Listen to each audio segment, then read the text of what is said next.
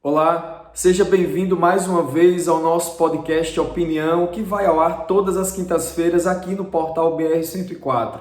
Como sempre, falando de política e sobre política com você, que é a razão principal deste podcast existir. É muito comum a gente ouvir dizer que as pessoas não gostam de falar sobre política e além, não gostam nem de política. Elas confundem, evidentemente, a política com a politicagem. Isso é um fato. Outra coisa que é muito comum ouvir dizer é que tudo é problema e culpa do sistema.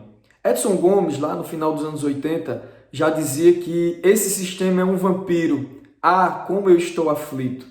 Mas será que tudo realmente é culpa do sistema?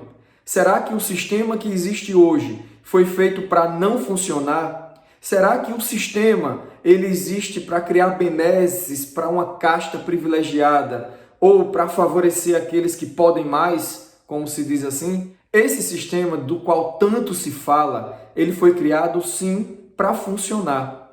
E numa democracia é importante que as pessoas entendam que este sistema é um método eficaz escolhido pelos nossos legisladores, principalmente lá pelo Constituinte de 88, para fazer com que fosse levado educação, saúde gratuitos e universais, e também segurança pública e serviços públicos básicos, pelo menos de qualidade.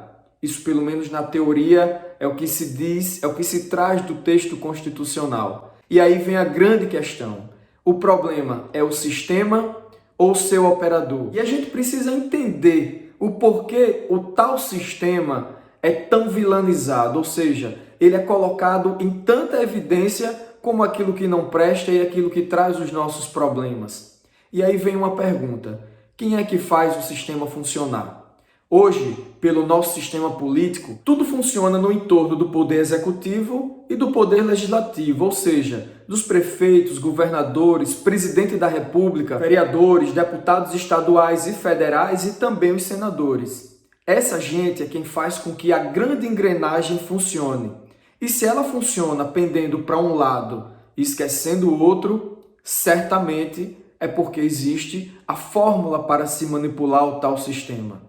O Congresso Nacional, ele edita as leis de âmbito federal. E uma das maiores reclamações das pessoas que não se sentem representadas é porque os nossos legisladores, os nossos representantes, legislam muitas vezes em causa própria, criando leis para favorecê-los ou para beneficiá-los em qualquer esfera. Seja na esfera tributária, na esfera civil e principalmente hoje em dia na esfera criminal. Mas de fato, de quem é a culpa pelas coisas não funcionarem? É do sistema em si ou de quem está à frente dele? Não é difícil a gente ver que prefeituras país afora desrespeitam algo muito básico hoje em dia na administração pública, que é a transparência. Não é incomum também a gente ver vereadores tratando prefeitos como verdadeiros cortesãos e veem no chefe do Poder Executivo Municipal a pessoa que pode resolver os seus problemas. Mas que problemas são esses? E essa é a grande dúvida das pessoas.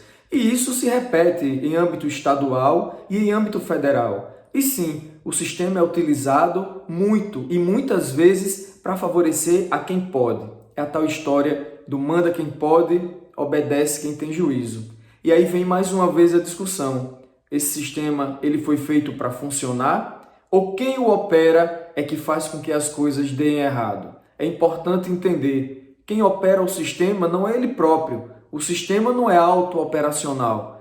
Alguém mexe, alguém cria, alguém faz com que esse mecanismo funcione e com que essa engrenagem realmente traga frutos ou desventuras para a população, para a sociedade. E não é o que a gente vê por aí. Portanto, acredito que a nossa reflexão de hoje sobre o sistema é saber realmente se ele não funciona ou se fazem com que ele não funcione. Acredito que essa é a grande pergunta que a gente deve se fazer. Quem realmente é o vampiro? O sistema ou seus operadores?